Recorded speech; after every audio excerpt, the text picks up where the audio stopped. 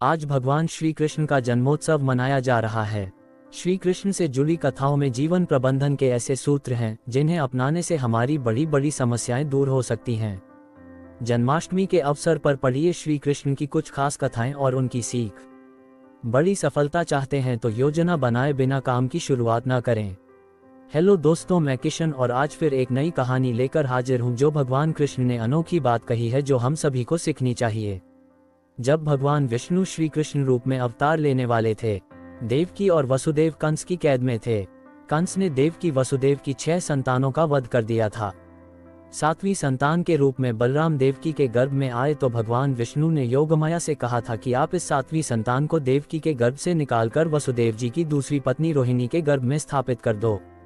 इसके बाद कंस को यह सूचना दी जाएगी कि 7वां गर्भ गिर गया है। योगमाया ने ऐसा ही किया। इसके बाद जब 8वीं संतान के जन्म का समय आया तो भगवान ने योगमाया से कहा कि अब मेरे अवतार लेने का समय आ गया है। जब मेरे अवतार का जन्म होगा, ठीक उसी समय आप गोकुल में यशोदा के गर्भ से जन्म लेना। वसुदेव जी कंस के कारागार से निकालकर मुझे गोकुल पहुंचाएंगे और आपको लेकर कंस के कारागार में आ जाएंगे। जब कंस 8वीं संतान को मारने के लिए आएगा तब आप मुक्त हो जाना। भगवान ने जो योजना बनाई थी उसी के अनुसार श्री कृष्ण का अवतार हो गया। कथा की सीख। इस कथा में भगवान ने संदेश दिया है कि जब भी कोई काम करना हो तो उसकी योजना जरूर बनाएं। योजना अच्छी होगी तो सफलता जरूर मिलेगी। ऐसे काम न करें जिनकी वजह से गलत लोगों की ताकत बढ़ती है।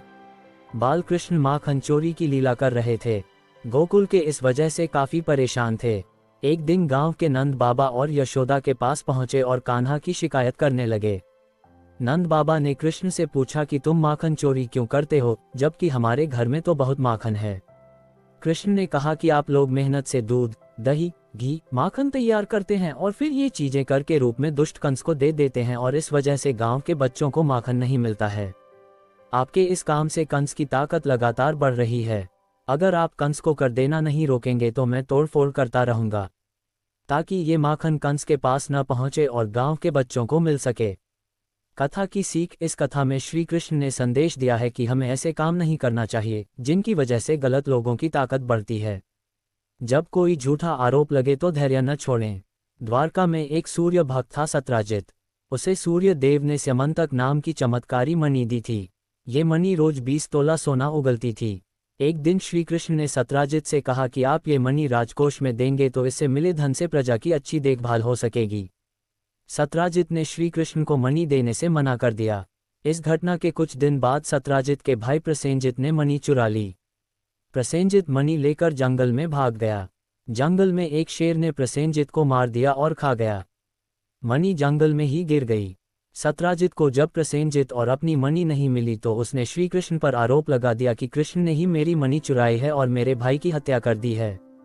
श्री कृष्ण पर चोरी और हत्या का कलंक लग गया। श्री कृष्ण ने उस समय क्रोध नहीं किया, धैर्य बनाए रखा और इस आरोप को गलत साबित करने के लिए जंगल की ओर चल दिए। जंगल में श्री कृष्ण को शेर के पैरों के निशान दिखे और निशान के पास हड्डियों का ढेर दिखा। श्री कृष्ण समझ गए कि प्रसेनजित को शेर ने मार दिया है और मणि यहीं कहीं गिर गई है। श्री कृष्ण मणि खोजते हुए एक गुफा में पहुंच गए। गुफा में जामवंत रहते थे। श्री कृष्ण ने मणि मांगी तो जामवंत नहीं दी। इसके बाद दोनों का युद्ध हुआ। युद्ध में श्री कृष्ण जीत गए। जामवंत समझ गए कि ये भगवान श्री राम के ही अवतार हैं।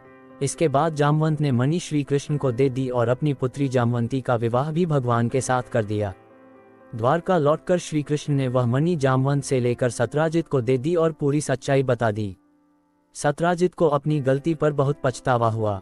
कथा की सीख। हमारे ऊपर जब भी झूठे आरोप लगे तो हमें धैर्य नहीं छोड़ना चाहिए, बल्कि शांति से पूरी बात समझें और आरोपों को झूठा साबित करें।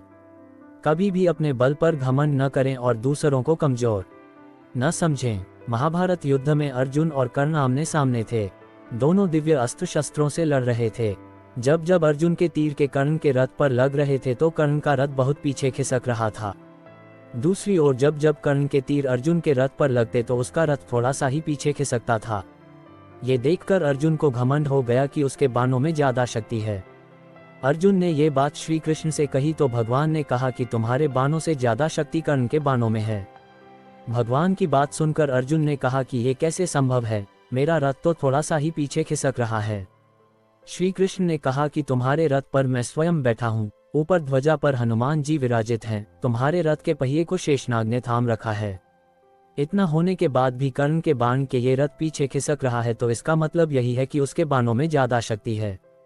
ये बात सुनकर अर्जुन को अपनी गलती का एहसास हो गया और उसका घमंड टूट गया। कथा की सीख। इस कथा में श्री कृष्ण ने अर्जुन को सीख दी है कि कभी अपनी शक्ति का घमंड न करें और शत्रु को कमजोर न समझें। दोस्तों, कैसी लगी जानकारी? अच्छी लगी हो तो चैनल को लाइक और सब्सक्राइब जरूर करें। धन्यवाद।